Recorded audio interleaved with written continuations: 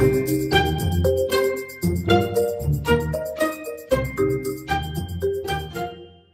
suis ravi de t'accueillir Merci de m'accueillir. dans cette voiture Avec grand plaisir. pour qu'on puisse faire ce bout de chemin ensemble. Allez, Tu connais le principe?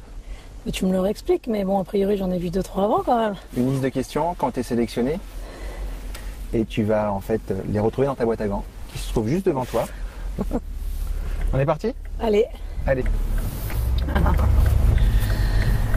Il paraît que votre mari cuisine mieux que vous. Est-ce que c'est vrai? David LQ de Paris. C'est des initiales étranges. Hein. Je sais pas, tu penses à qui?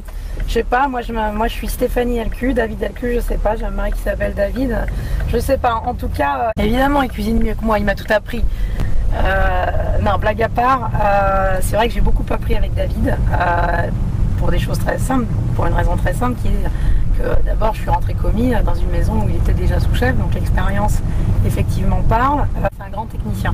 Et c'est un grand technicien sur aussi des produits style le gibier, la viande, tout ça, qui sont pas forcément ma zone de confort à moi. Tu le sollicites de temps en temps sur des... Bien sûr, mais l'inverse est vrai aussi. Si tu veux, aujourd'hui notre échange il est magnifique parce que, encore une fois, il y a une complémentarité. Je dirais qu'il est la technique et je suis l'émotion. Vous avez un caractère bien trempé et pas mal de répartie. Est-ce que c'est une armure indispensable pour une femme dans un milieu d'hommes? Claude de Paris. Alors, je sais pas si j'ai le sens de la répartie, que j'ai un caractère, oui. C'est vrai que dans la vie, j'ai jamais rien lâché.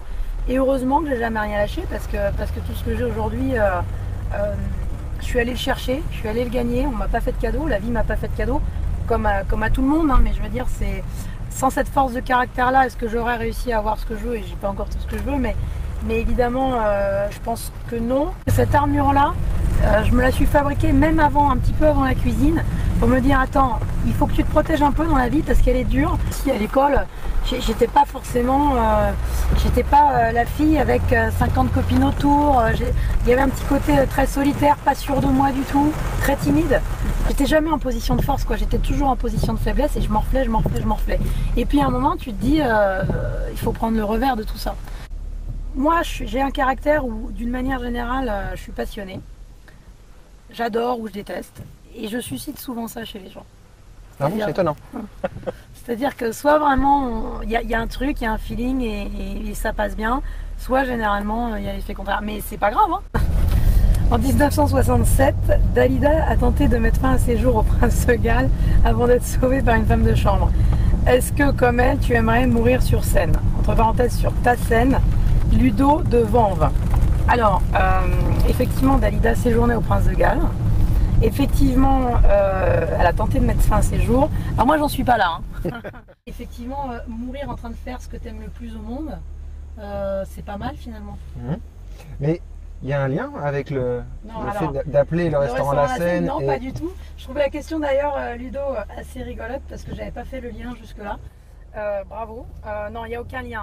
Le restaurant s'appelle La Seine parce qu'on j'ai eu envie d'amener la cuisine en plein milieu du restaurant pour désacraliser la gastronomie de Palace, la rendre beaucoup plus accessible. On est vraiment en plein milieu de la salle. Il y a des regards, il y a des échanges avec le client, il y a des conversations avec les clients. Donc ça participe vraiment à la chaleur et à l'ambiance du lieu. Alors, que pensez-vous de l'état de l'agriculture en France et particulièrement de l'élevage? Frédéric Bligny-sur-Ouche. Alors, Frédéric, l'État doit aussi aider ces métiers-là qui sont la sauvegarde d'abord de ce qu'on est, de notre ADN de français. On est une terre de culture, on est une terre d'élevage. Et sans ça, je veux dire, la chaîne alimentaire, elle n'existe pas. Donc, et est-ce que tu entretiens, toi, des relations? Est-ce que tu vas visiter des producteurs? Moi, j'aime bien, effectivement, y compris d'abord sur ma carte, citer le nom du producteur, de l'éleveur, etc. Parce qu'il y a un côté, d'abord, la traçabilité, c'est ça aussi. Le client, aujourd'hui, il n'est pas seulement curieux de manger du bœuf. Il aime bien savoir d'où il vient et qui l'a produit, c'est encore mieux.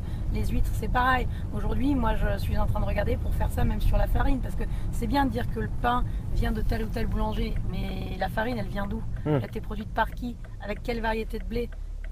Maintenant, dans un bout de chemin, je termine toujours par une chanson. Donc tu te doutes bien que tu vas pas y échapper? Ah mais moi, je suis là pour n'échapper à rien. Hein. J'ai signé, c'est pour la totale. Hein. Le but, c'est que tu me dises à quoi elle te fait penser et ce qu'elle représente pour toi. Ok? Et comment tu as eu la chanson? On va dire que j'ai des bons informateurs.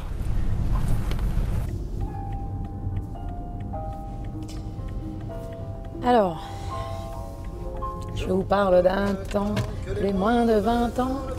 Aznavour, la bohème, effectivement, c'est quelque chose que je partage avec mon grand-père, qui n'est plus là aujourd'hui. J'avais des liens avec ce grand-père assez forts.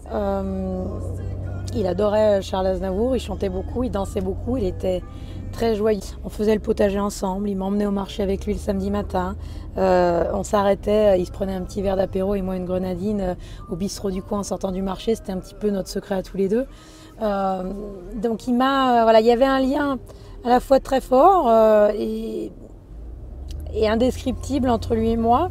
Et il est parti hyper tôt et c'est un de mes gros regrets parce que lui qui a tant participé à me construire, à me donner des vraies valeurs, il n'a pas vu tout ça, tu vois, il n'a pas vu qui je suis aujourd'hui, il n'a pas connu, l'étoile Michelin, il n'a pas connu Top Chef, il n'a pas connu la finale du MOF, il n'a pas connu Charles Aznavour venant manger à la Seine, parce qu'aujourd'hui, voilà, indépendamment du fait qu'il est décédé en 2000, un mois avant qu'on doive aller le voir ensemble en concert, c'était la première fois, je lui avais fait la surprise, j'avais acheté des places, je devais avoir 17 ans. Il le savait? Il ne le savait pas, je vais lui faire la surprise et puis il est parti comme ça en une nuit, sans signe, tu sais comment est la vie.